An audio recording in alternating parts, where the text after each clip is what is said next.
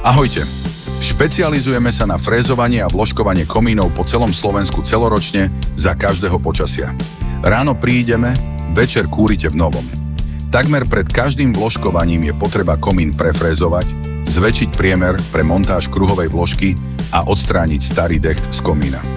Frézovanie sa vykonáva špeciálnou frézou, ktorá pretvorí štvorcový prierez na kruhový a zväčší otvor pre montáž nerezovej vložky. Ide o šetrný proces, pri ktorom sa komín vôbec nepoškodí. Máme s tým 20-ročné skúsenosti. Vložkovanie vykonávame nerezovým systémom a je vhodné hlavne, ak vám komín dechtuje, máte ho zanesený, vymenili ste spotrebič a potrebujete kvalitný ťah komína, alebo prechádzate na nové kotle s EU normou, ktoré bezpodmienečne potrebujú mať komín vyvložkovaný kvôli ťahu. Ak máte záujem, kontaktujte nás. Preberieme technické riešenie, radi poradíme a naceníme. Pamätajte, že legislatívne frezovanie komína môže vykonávať len kominárska firma. Viac na frezovaniekominov.sk